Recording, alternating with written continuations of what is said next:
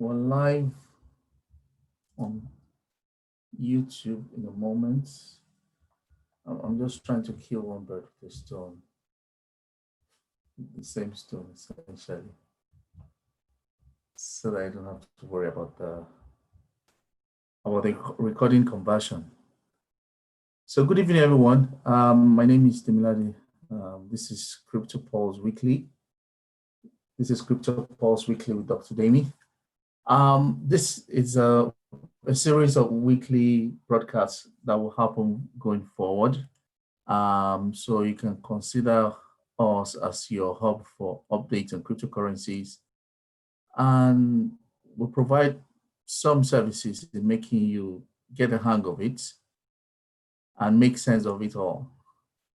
So this is broken into 4 sections, as you will see. The first section is a market review, which I'll talk about the news. The second section is what I'll call crypto vital signs from my medical inheritance. The third section is crypto drip, which is basically some crypto education. And then the last section is question and answers on whatever you want to seek clarity on or you need help with. As I said earlier on, this will happen weekly going forward. We have a channel called Crypto Pulse Weekly with Dr. Demi. You can subscribe to that YouTube channel. I'll also start posting some other educational stuff on it from next week. So let's get started. In our market review for today, we have the first and the most important news of the week was the fact that the US Treasury sent a memo to the banks in the United States, basically telling them that they can now hold crypto assets on behalf of their customer. If you followed me for a while, you will have noticed that I did mention in the times past that Germany gave that permission in November, December last year. France started talking about it in December, November last year. So the European nations were already gearing up. Then all of a sudden, out of nowhere, China came up and said, you know what, Ethereum and Bitcoin are now balance sheet items, they're assets. That was April, May. So now the US Treasury has given the banks go ahead to hold crypto assets and cryptographic codes on behalf of their customers. Quite a number of implications. Hello to the guys on Instagram, I can see you. A number of implications here for what we've been talking about in terms of cryptocurrencies. One is the issue of acceptance. What this means, in essence, is that the United States government, the most powerful and probably the richest government in the world, has come to accept that cryptocurrency is an asset class and that, yeah, Bitcoin can actually be an asset. What it also means is that regulation will start to come in. I'm aware, for instance, that the tax return that was supposed to happen in April this year, the form have been updated with the question like, did you trade cryptocurrencies, or did you profit from any crypto assets in the previous year? Things like that. It was already showing up on the tax return forms. So it's important to know that acceptance means regulation will become mainstream, especially for guys in the United States. But it also means that there will be more scrutiny, there will be more compliance. Then lastly, there will be lots of interest. People who have erstwhile thought, this is just a black hole, we don't know what it is, and we can't commit to it, will now begin to see that, okay, there's some major shifts happening here. So fantastic news out of the US. Like someone said, like one of my mentors said, that if this had happened in 2017, that the price of Bitcoin will have gone crazy already. But yeah, fantastic news nevertheless. But the effects of this news you probably will not see until about 4 to 5 months' time. That's when the real impact of this news will start playing upon the price action. The next news, which I think is of major import, is the information from PayPal saying that they're now partnering with Paxos. Paxos is a cryptocurrency provider that provides cryptocurrencies that are backed with real assets.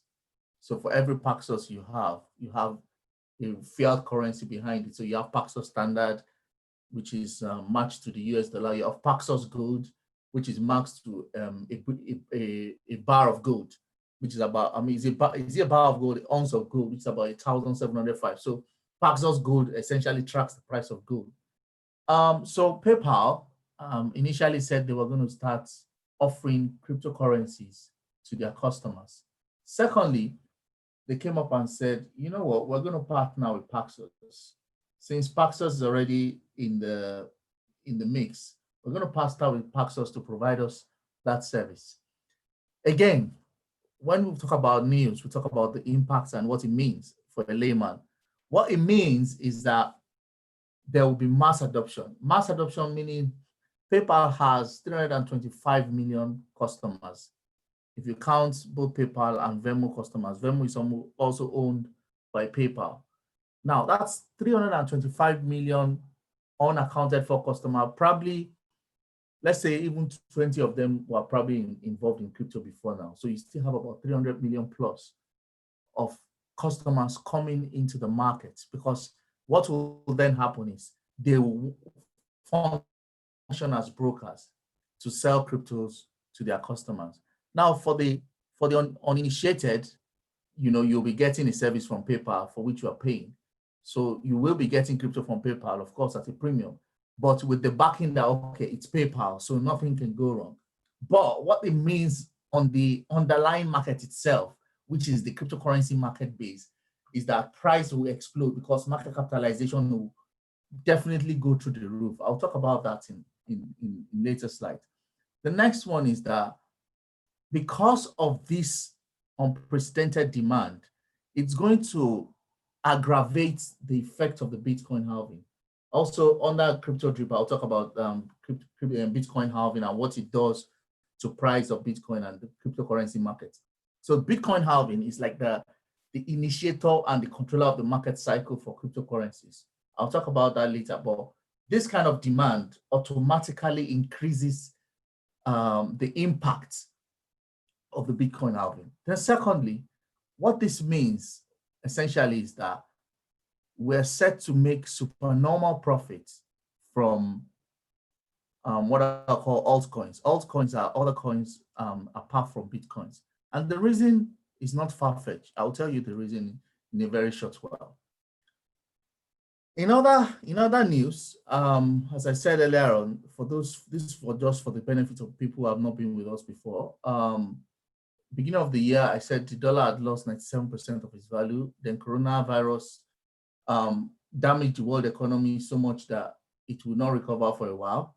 Then you have the propping up of economies by all governments in the world, essentially. Now, I need to explain this for people who are non-economists. Currency, as we know it, or the money we spend, they call it currency. The reason they call it currency is because it's actually very fluid. It's not stable. It's based on, the value ascribed to it, like any form of exchange. However, currency has unlimited supply because it's what you call fiat currency. It is ruled by how much the government of that particular nation is ready to pump. Because currency has unlimited supply, currency depreciates over time. And that's exactly what's happened to all currencies. Naira, dollars, Zimbabwean dollars. I mean, Zimbabwean dollar is probably one of the worst. I think there are about 2 or 3 others that are worse than the Zimbabwean dollars. Even the United States dollars has depreciated 97% since inception. And now you have the government bringing out trillions of dollars in stimulus, essentially diluting the existing quantities of dollars. I mean, I'm not an economist, but you know that if supply becomes too much, then price is going to come down at some point. And what then happens is, because of this kind of effect on the monetary system, there's going to be inflation eventually. There will be some market crash eventually. Then there'll be capital flight to what you term as safe havens. Safe havens are investment vehicles that people believe are sort of immune to the problem of dilution. And one of that is Bitcoin. The reason people believe so much in Bitcoin is because you can't do anything to manipulate the supply, and the supply is known. It's never going to change, and that's why the price is going up. So it's important to bring this back into context so that everyone joining can just understand where we're coming from in terms of the backdrop. Then this is just to explain what has happened in the last 12 months. And again, I brought up this slide just to explain to people who have not joined us before, to see the timeline on the evolution of mass adoption. That's what I'll call it, of cryptocurrency. So Q3 last year, Wall Street started lobbying US Senate for crypto products. Q4, they get the approval. China starts to develop their own cryptocurrency. Then they shut down all cryptocurrency exchanges in mainland China to eliminate competition. Then the world, they call them the World Interbank Committee or something like that, last year said they're no longer going to treat gold as a non-acceptable asset, that they're now going to treat gold as an alternate asset to the US dollar. Before now, US dollar was the single currency that was used in interbank settlement across the world. And it was what was used against, settlement of global national loans as well. So that change secretly happened Q4 last year, the same time when Germany and France started providing permission for the banks to hold crypto assets for customers. Then you know what happened in January. There was COVID in January, February, March till date. Then there was an influx. That was a very funny scenario because there was a $90 billion influx in 3 weeks in January that took the market capitalization in crypto from like 232 to like 311 or something like that. But immediately crash happened, that influx disappeared. To me, it appeared to have come from the stock market. So it looked like they just took out the money to support institutional trading positions in the stock market. That was my interpretation of it. Then in February, the Chinese yuan became an alternative reserve currency for China. Before that time, it was only the US dollar that was their reserve currency, especially for interbank settlements. So in February, Chinese yuan became accepted as a reserve currency globally, the alternative reserve currency to the US dollar, telling us that the US dollar was already under pressure. Then you have the stock market crash, then Wall Street suspending trading, crypto falling, gold falling, everything going haywire in March before the recovery. By May, when the halving happened, Bitcoin has recovered from the 100% dip. Then China comes and says, you know what, the US dollar is no longer our reference currency on the Chinese stock exchange. It's now going to be the Chinese yuan. That was in May. The same month, they announced that they were launching their own cryptocurrency called ERMB. And they actually encourage government workers to start getting paid in ERMB. Then France started talking about wanting to launch digital assets. Now, I've told you about what US is doing for banks and PayPal. And yeah, we have a lot of what I'll call mainnet events. Mainnet events are like major events in the evolution of digital assets. So if you have an asset that was erstwhile a token and was going to become a coin, which I'll talk about later, you have a mainnet event, and those kind of events actually affect the price of tokens. So I'll go on talk about the crypto vital signs. So for crypto vital signs this week, just for comparison, I need to show how big the US equity market is compared to the crypto market and compared to the altcoin in terms of market capitalization. So if you look at the sun from a geographical perspective, if you look at the sun and how big the sun is and how small the earth is compared to the sun, you can almost say that that's how the crypto market in terms of market capitalization is to the size of US equity market. The US equity market alone, we're not talking about Chinese equity market, by the way. We're just saying US alone is $35 trillion dollars. Whereas cryptocurrency markets this morning was 224 billion, and altcoins this morning was 80 billion. For one reason, when I was going through this slide just before this meeting started about an hour ago, I found out that the market capitalization had increased in 24 hours by 66. What am I saying? In 12 hours between this morning and currently, the market capitalization of cryptocurrency has increased by 66 billion.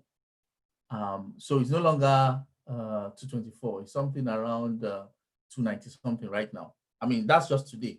And of course, I can say most probably that's on the back of the news yesterday that the US government is allowing banks to hold cryptocurrencies for their customers.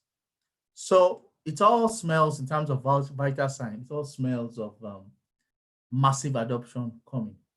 I'm going to go through a set of technical analysis. You don't need to worry yourself about the graph. I'll just explain what it means to a layman.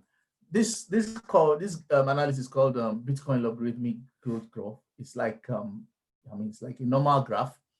The only difference is that this graph has two channels. Now think about the line in between the two channels as the median, and think about the edge of these two channels as the range. Now, if you plot the range, you find out that Bitcoin is always staying in range, has been staying in range significantly since inception. And what you find out that at the current price that it is today, which is just short of $10,000, it's actually sitting on the lower range.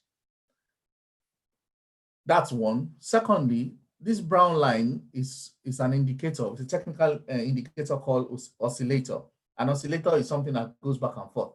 Usually an oscillator in trading is something that tells you whether an asset is overbought or an asset is oversold. So the 0.5 line in this case is the medium to tell you that the asset is neither overbought or oversold. When you find it at 1, it means that asset is overbought. When you find it close to 0 at 0, it means it's oversold. So this analysis, on the strength of this analysis alone, an institutional investor is going to take a position, because what it means is that this asset is oversold, which is significantly undervalued, and it is trading below its lower band of price range. Now, the reason I'm showing you these things is because these are the things that institutional investors look at to make trading decisions on major securities in the world. The same thing holds for stock, same thing holds for Forex. This particular one is specific to Bitcoin. It's a Bitcoin analysis that was developed by a man called Puel. It's called Puel multiple, permits the arithmetic connotation, but I'll explain what it means. Puel multiple tries to decode the reward for miners against price.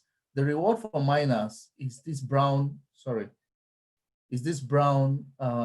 graph that is going up and down. And the Bitcoin price is the one that you can see that is flashing across it. Now, what this indicator tries to do is to determine at what point it's best to buy and at what point it's best to sell. When it's showing at the red area, it means the market is overbought. Don't bother going in. And this is a very long-term indicator, meaning it's very powerful. Long-term indicators are very powerful because they show the true nature of a trend on a market analysis. The green line shows that the market is in an oversold or an undervalued region. It means that, one, the miners are disincentivized to mine, so their rewards are dropping, which is, it can be exemplified by the halving that just happened. So what is happening is that the miner's reward is dropping into the green zone. When it drops into the green zone, what it means is that prices will go up. That's what it means in layman's term. When it drops into the green zone, prices will go up. Now, this is a sentiment indicator that uses a number of points, like social media mention, all sorts of data points are being used. And because we now have what you call artificial intelligence and big data machines, you have computers that are able to pull together algorithms to show you what the sentiments are. I think I ran out of subscription for this one, but I decided to pull the hourly one. This is just about last night, when the news came out about, US government giving access to banks to, hold cryptocurrencies for customers, you see that the sentiment crossed is making an attempt to cross the price. When the sentiment crosses the price and you have everything, that we've had so far, what it means is that the prices are about to go up. And lastly, on our crypto vital signs, I have what we call the fear and the greed index.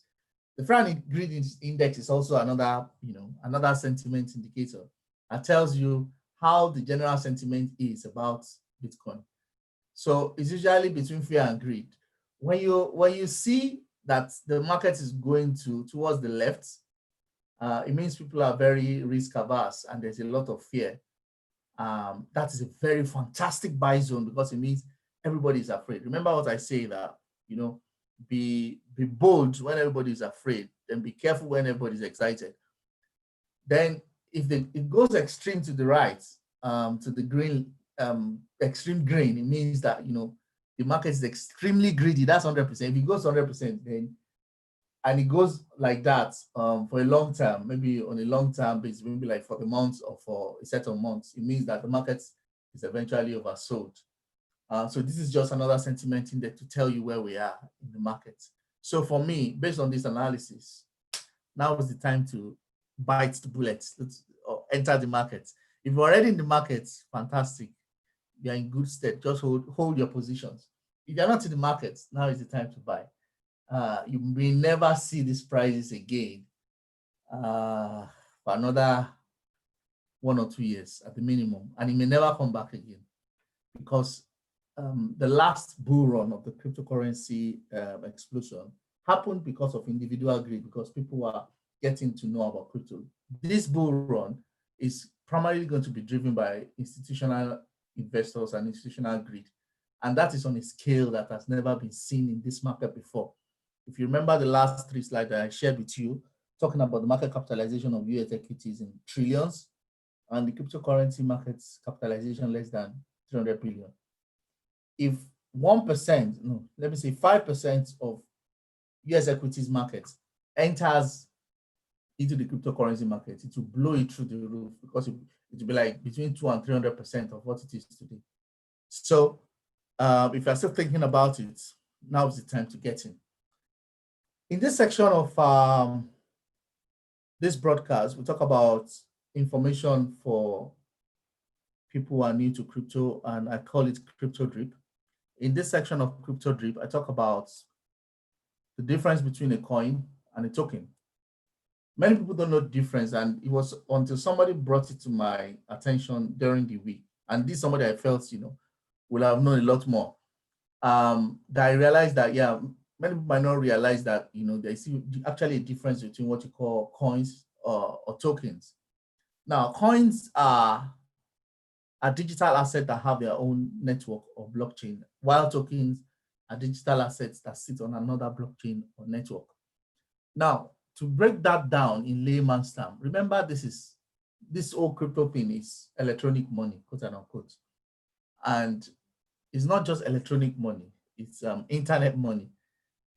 Internet money meaning this currency runs on networks, computer networks. So for a currency to be regarded as a coin, it has to have its own computer networks. I can't go into technical details of the basis of network, wireless area network and local area network. But a network is a connection of computers, just to make it simple. So for a currency to be called a coin, for a cryptocurrency to be called a coin, it means it has its own native network. Now, that network can be spread all over the world, or it can be just 10 computers within a particular geographical location, but it has to have its own network. I don't want to go into details of the technicality or bore you with that. A token, on the other hand, is developed based on an existing coin network. So for example, Ethereum provides a platform for so many cryptocurrency tokens, so many. There are thousands of tokens that are either built directly on Ethereum platform or are built on a platform that is a clone of Ethereum platform. So those tokens are usually not regarded as primary coins, if I may use that word. They are regarded as means of exchange. So they can be used to access a product, they can be used to tokenize um, company shares, they can be used to tokenize properties. Tokenize meaning it's converted into digital portions. Let me put it that way. So tokens are usually crypto assets that you buy and gives you access to stuff or gives you shares of digital companies. So for things like CRO and MCO are tokens based on Ethereum blockchain. But in the future, I think in about 5 or 6 months, things like CRO will be on their own network. They'll become coins, and they'll be traded as coins. Now, the reason coins are regarded as superior to tokens is because coins are regarded as directly changeable to fiat currency. So you can change Bitcoin to dollars, but you can't change, let me look for a good one. You can't change, let's say, Loki token. There's a token called Loki. You can't change Loki to dollars directly. You have to first sell it to Bitcoin, then take the Bitcoin and sell it to dollars. So that's the basic difference between a token and a coin. In terms of the other thing I want to talk about, just to explain what Bitcoin halving is for people who don't know what Bitcoin halving is. Bitcoin halving is a drop in the production and the rate of Bitcoin every 4 years to manage inflationary pressure and to keep the supply of Bitcoin finite. Now, that finite supply means there's an inbuilt automatic monetary policy that keeps inflation low by default. So Bitcoin is never going to be in oversupply because there's going to be, I think, 24 million or thereabout total Bitcoin that is ever going to be produced. Was it 24 or 21? I can't remember. 21. Now, of that 21, 18 million plus has already been produced. So there's just very little left. And scarcity is a driver for price because if supply drops and demand is constant, price will eventually go up by basic economics. So because of that, Bitcoin halving events always spike the price of Bitcoin. So I have this chart on the right that talks about what happened after let's cut it off now. So this was the first halving that happened in 2012. The price of Bitcoin before then was dangling between the units. Then the halving happened at this red line. Then the price peaked at around $1,000. Then the price came down again to the 500 range. Then the halving happened in, I think this was 2012. Sorry, this was 2008. It was 2012. Then the price went up to 12,000. Then it came back. Sorry, this was 20. How am I mixing it up? This was 2016. This line. Sorry, I cut off the bottom by mistake. This middle red line was 2016. And the price went from the range of 500 plus to over 19,700 or something like that. Now, the price had dropped again between 2016 and 2019. This dip, I think it was 2019. This halving has happened again. Projections are we should expect Bitcoin to do anywhere between 100,000 and 155,000 in the next 12 months. I'm not the one that said it. There are experts that have said it, all sorts of experts have said it. It might actually be more than that based on what we are seeing right now. So how do you take part in the boom? Of course, get a crypto wallet, open an account, buy crypto, secure your account, hold as long as you want, buy and sell at will. Before I take questions, I think I've done well for 30 minutes.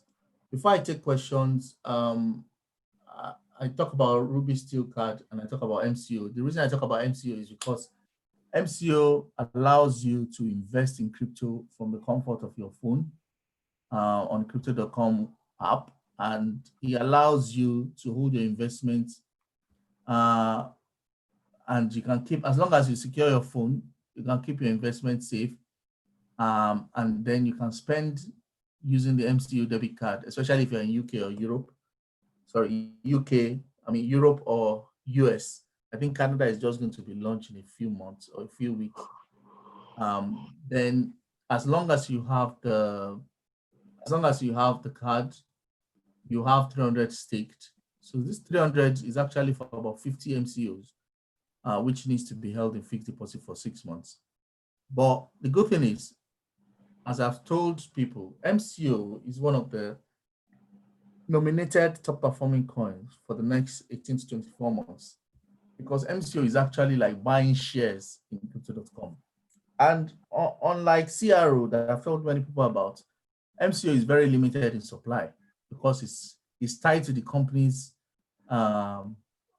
what's it called, unallotted shares, or what do they call it? So if you buy MCO, not to be too optimistic, but MCO is currently selling at $4. $4 or $5. But if you buy MCO today, in the next 12 to 18 months, MCO may be selling at anywhere between $500 and $1,000. So that $300 could actually be $3,000 in the next 12 months. So I tell people, if you want to get involved in crypto, download the cryptocurrency app called crypto.com. You can use my referral code. If you use my referral code, you get $50 free for downloading the app. And if you stake this $300 by applying the card, you could have definitely, not could, you will have definitely doubled your investment by the end of 12 months. So distilling it down, everything I've said is a good opportunity to get started. As I said earlier on, don't wait till when your grandchildren ask you, but grandpa or grandma, where were you when all this was happening? And you will say, I was watching YouTube and I was listening to some guy called Dr. Demi. I didn't take action. Please take action. It's significant wealth transfer coming our way. Thank you very much. I want to give a lot of room for questions today, so I finished quite early. So let's start. If you have questions on Instagram, you can type it in. If you have questions on Zoom, just unmute your mic and have a go. Thank you.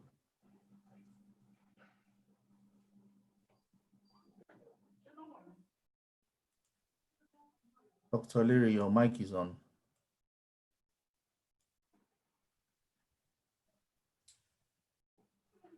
Do you have a question? Okay. Thank you, Dr. Demi. Yes, sir. Yeah, sorry, I keep on asking questions about Nigeria. We have having a lot of difficulties in using card to buy crypto on crypto.com. But today I went to First Bank again asking for Visa card. I have MasterCard. The MasterCard, unfortunately, I didn't know that the limit for a month is just $500. So I used it. I bought about $2,000. So thereafter, it hasn't been working for almost 3 weeks now. It hasn't been working. So I later now got to know that it's because I've exceeded the CBN approved limit. Now I asked again from somebody, said if I can get Visa card.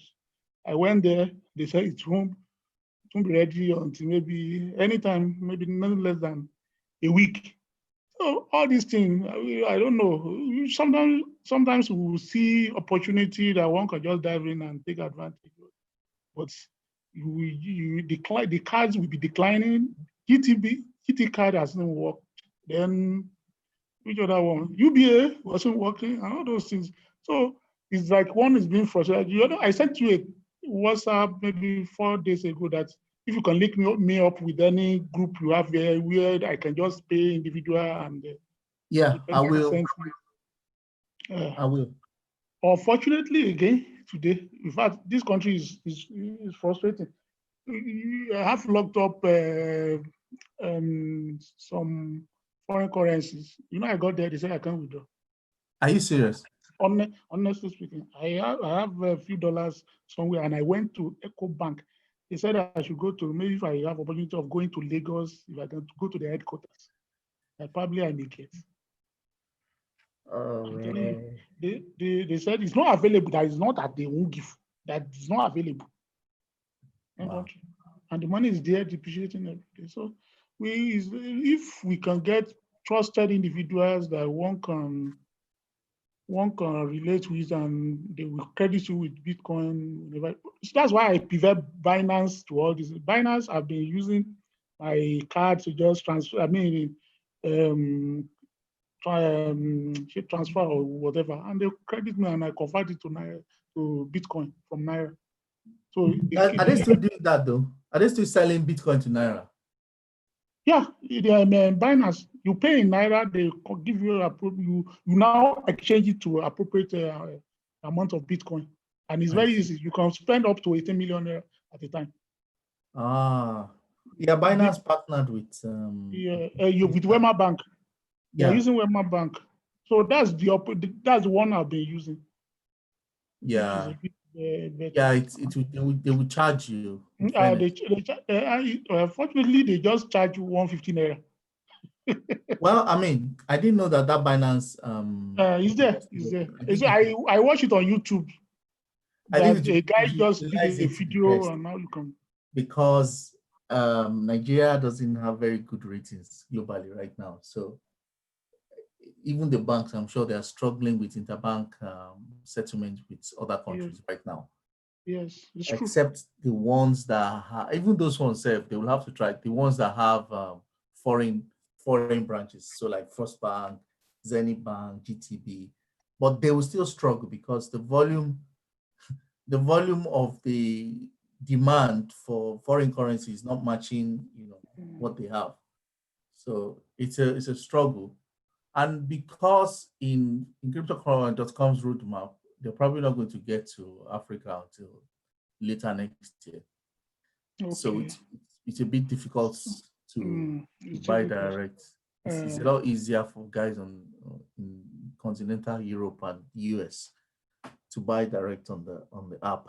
But the Binance one works if you have it works. If you have Naira, you can buy Bitcoin. Then you can send your Bitcoins to if you need to buy CRO, I think is cheaper on the app. If you need to buy CRO, then you can send your Bitcoin to your app address. Yes. And then that's what I did. I use Luno too. Luno will charge you unnecessarily. Yeah, the charge is too much. I think you should just stick with it doesn't even make sense. It's 12,000 naira on whatever amount you want to bring in Naira first before they now exchange the balance for you. It's too much, so I just abandoned. It doesn't make sense to do that, naturally speaking. But thank you very much. I think at least some of us that entered about a month or 6 weeks ago, now we are smiling. No, at least with CRO, I bought them. I think I'm nodding my head that okay, things are getting better. Mr. Wale, I can see you're smiling with the side of your mouth. Excuse me, sir. I can't need the loan. Soft loan. It's readily available, sir. I don't mind if I get loan also. I don't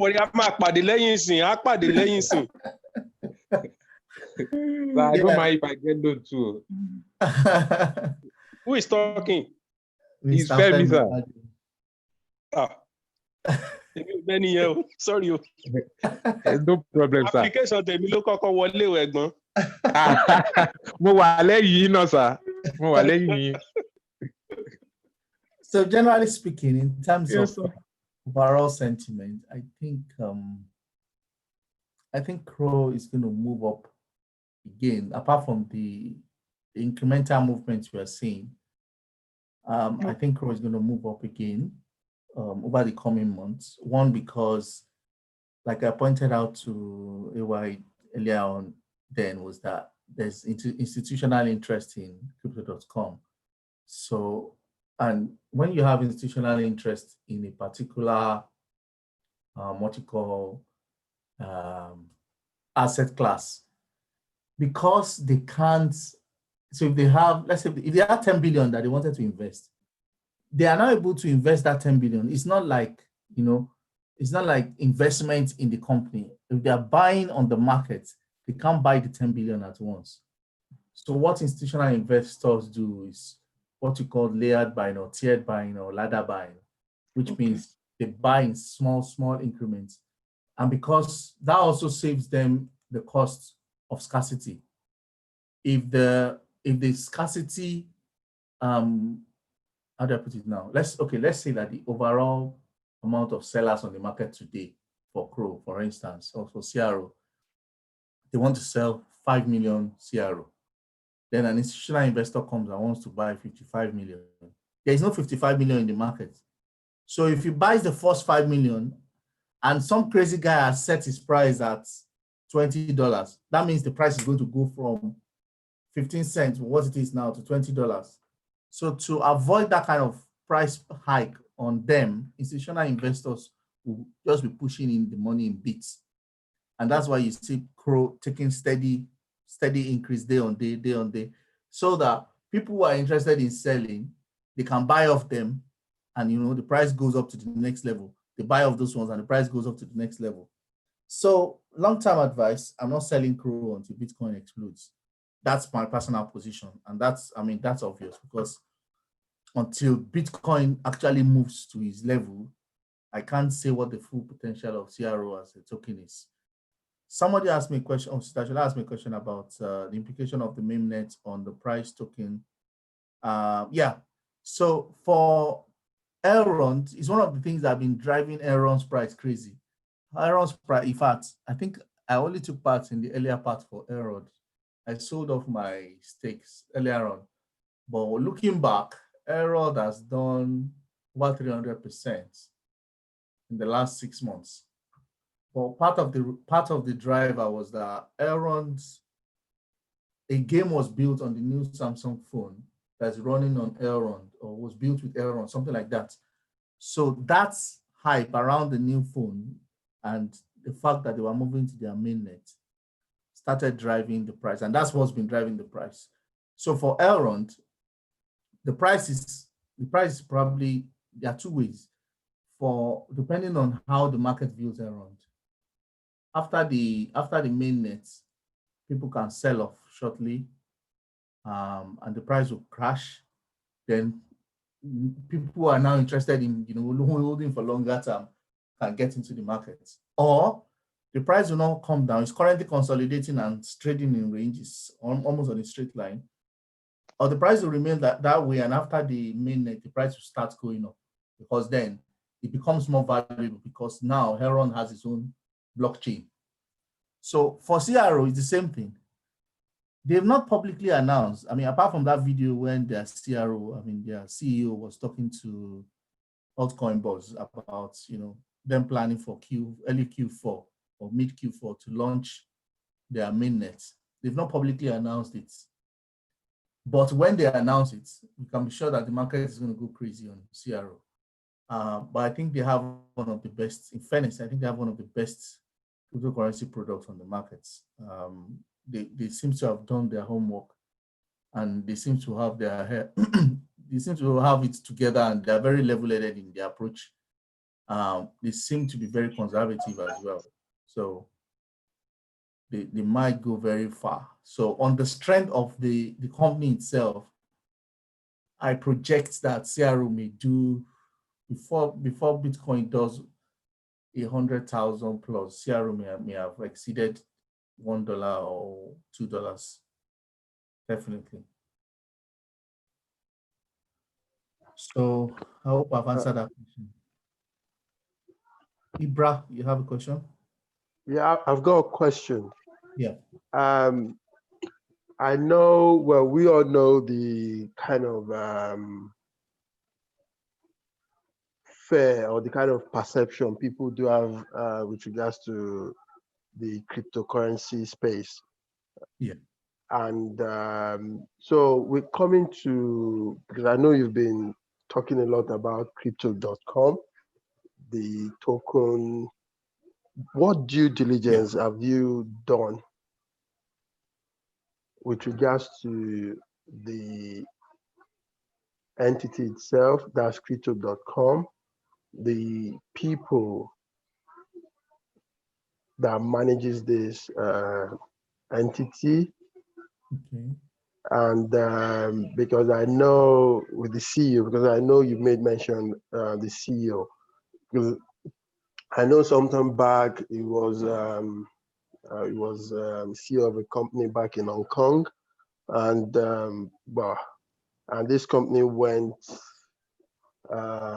bankrupt at a point, though he was not found culpable of any misgivings or undoing. But what due diligence have you done so far with regards to this crypto.com?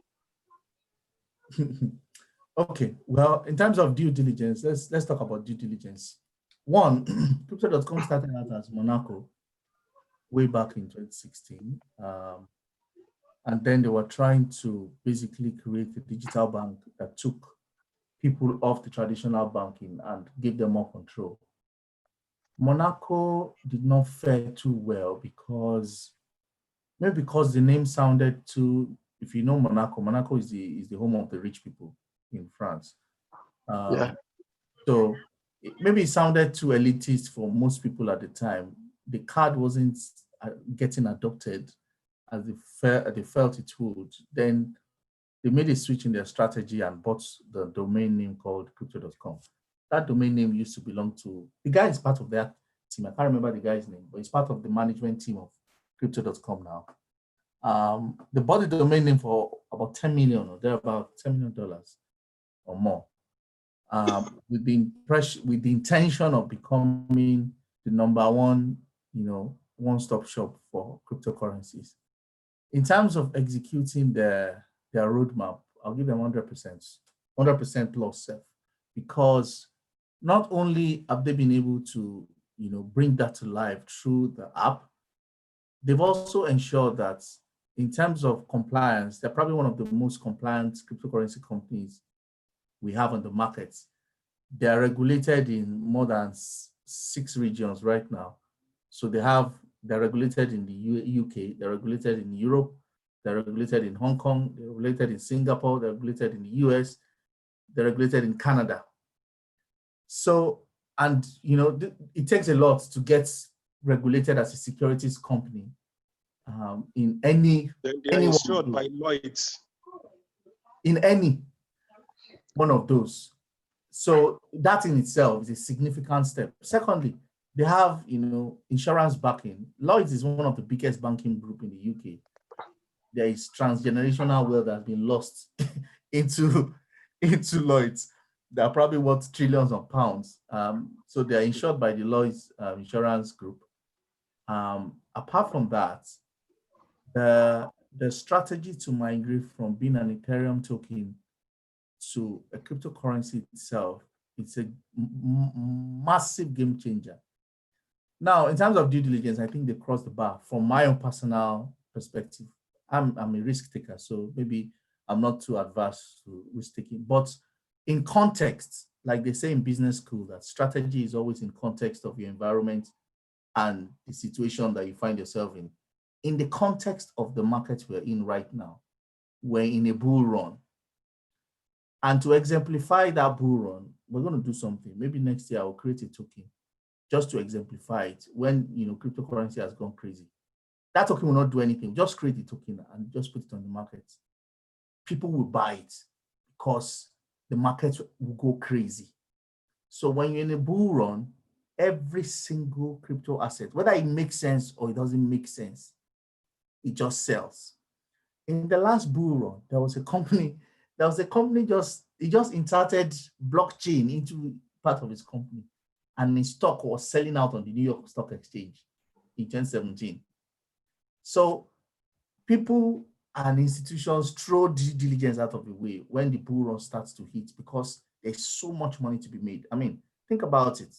We're talking about Crow now. There's no significant bull run. Crow has done 180% or almost 200%. I'm gonna say 200% actually on the value, 200% in 6 months, without Bitcoin price moving significantly. If Bitcoin price moves from 10,000 to 100,000, it means every other altcoin will move at least 15 to 20.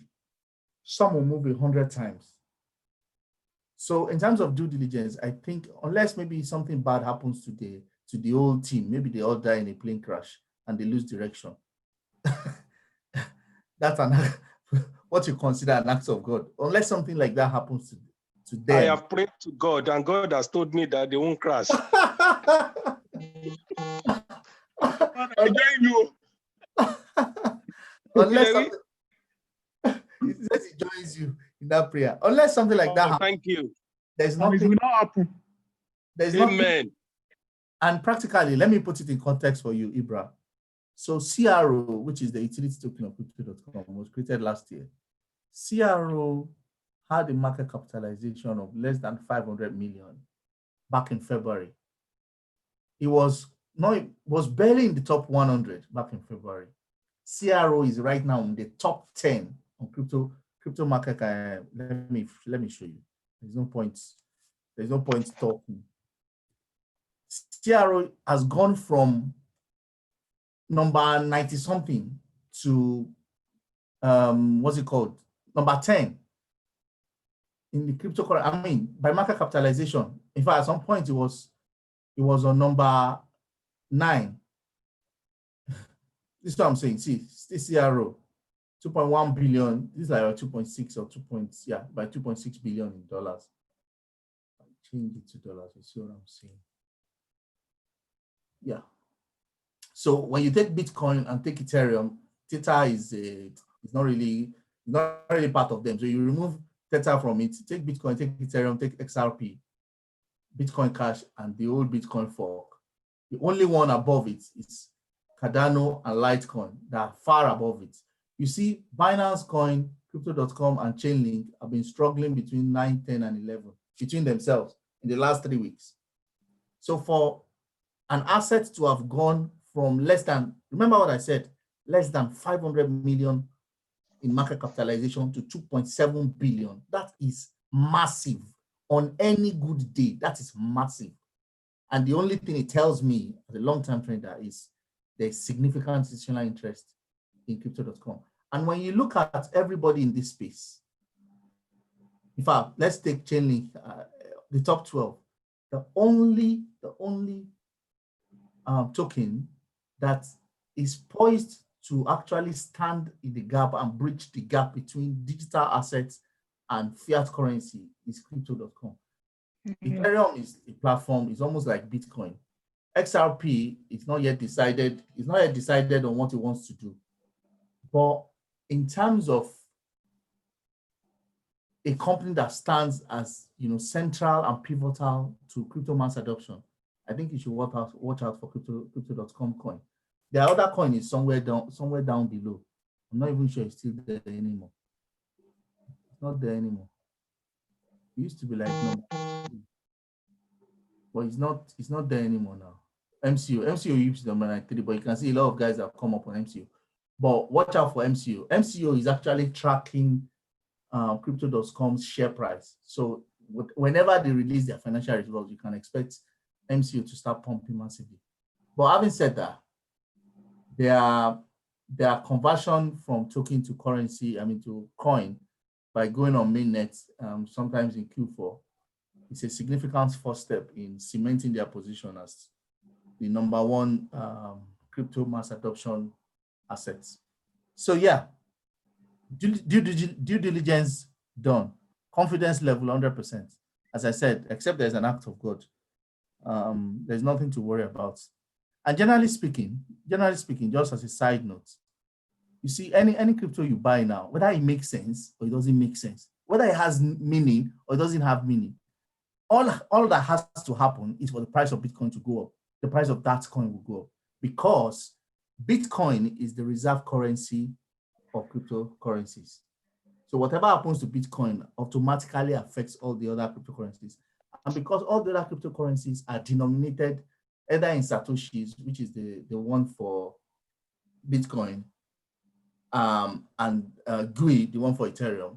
So they are denominated against them. So when they go up, automatically, all these other altcoins go up. So nothing to worry about.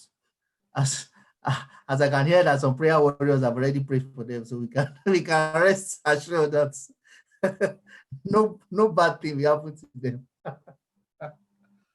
Àwọn afàdúrà jagun. Okay. I think we have about how many minutes left now? We have about 4 minutes left on Instagram Live. Any other question before we close? Next week, I think I would talk again on security, and only because some people got severely hacked that I heard about. Their accounts were compromised. So as a side note, please don't click on any link you don't know. Don't take any airdrop. Don't take any Telegram chats that you don't know about. Don't follow anybody that is asking you to follow them or to come and donate crypto.com, to come and donate crypto to get other crypto. Don't click on any link for any suspicious emails, because things are getting very interesting. And yeah, and there are lots of them on Instagram. They just come on your feed and they want you to follow them. They want you to follow them, or they want to follow you, or they are following you, something like that. So I've seen a couple of them asking me to follow them. They are on all the platforms. They're on Instagram, they're on Facebook, they're on Telegram. If I had to, at some point, I had to remove my number from my Instagram page because I started getting all sorts of shady requests. So because if you do so and click some of those links, you don't know what scripts are behind those links. And some of those scripts can introduce malware or phishing software that can affect mission, for instance, for your email or your phone. Like that guy was saying, they hacked, I don't know what he went to click on. They hacked all his wallets and, drained all his cryptocurrency, took control of his email. So it's important, if your email does not have two-factor authentication, please secure two-factor authentication. If your exchange account does not have two-factor authentication, please institute two-factor authentication. For your crypto.com app, there's an option in the settings that can help you put on two-factor authentication. It will ask you to download Google Authenticator. You can download Google Authenticator app. But I think it's very important. We're entering an era where our assets are not just tangible, but they are intangible, in that they're digital assets. So it's important that Sorry, Dr. Demi. Yes, sir. The crypto.com and the exchange. How do you have only 2FA for them? Because as at the time I was doing my 2FA, I set up for crypto.com and I set up for the exchange at the same, not the same time, but like I was complaining about some days ago, I just noticed that all of a sudden the two of them started giving the same code. Yeah, because they are the same. They will.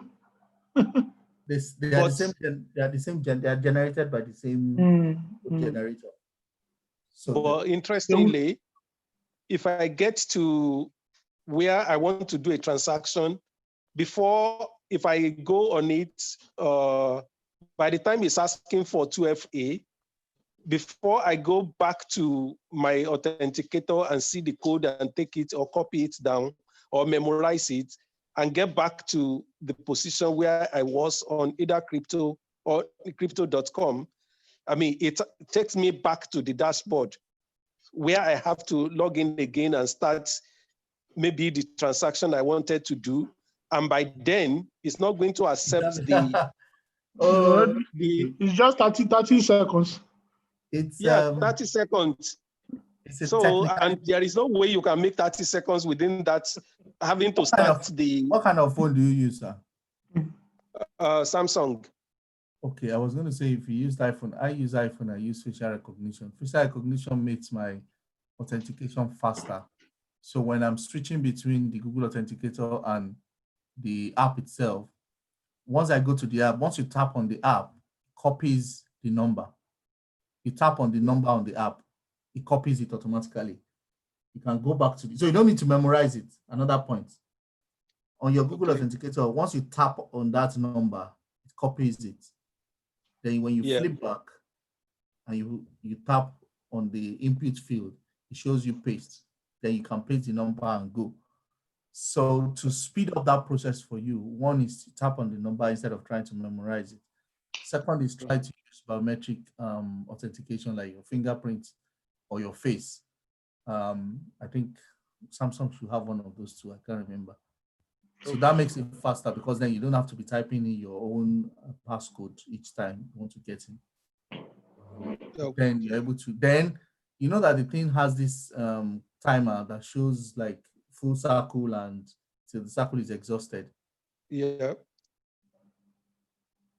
So always wait till the circle is just full before copying it, because if you copy it halfway, I always try to do by the that. time you're pasting, it will have expired. But I think for your case, it's just copying it instead of trying to write it down, memorize it, and that will make it faster. I've lost my guys on Instagram. If you have any other question, let me know. Sorry, in my own crypto.com app, it hasn't been asking me for Google Authenticator, and I enabled it. I enabled it. I've been asking you for it. I enabled it. It's enabled. Maybe. Have you enabled it on the exchange? Okay. Yes, I have that of exchange. That's probably why. Okay. Because it's the same thing, so you don't need to. Because he's saying that maybe when I want to maybe transfer money, or that's when I will surely need it. So if I just click on the app, it will come up and I sign in. Then he asks me for 6-digit code that I have already. Yeah. And the same thing. Maybe I didn't get it right. I'll WhatsApp you. Okay, no problem. So I'm creating a WhatsApp group for Crypto Pulse Weekly, just so that if I have other information before the Fridays, I can share That's it. good. So at least as many as I know that are on this call, I will add you to that WhatsApp group. If you don't have my number, I'll put my number in the chat box right now so that you can add me on WhatsApp. Then I'll add you so that if I get any information I think it's useful, I'll pass it across.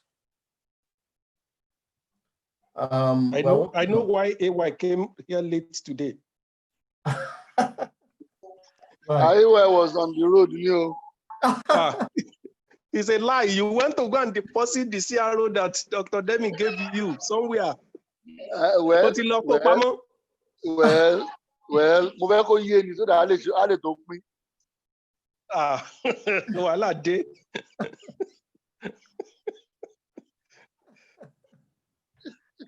True, Baba. Smart thing. Whoever doesn't have crow, it's okay. I'm not going to talk past that one.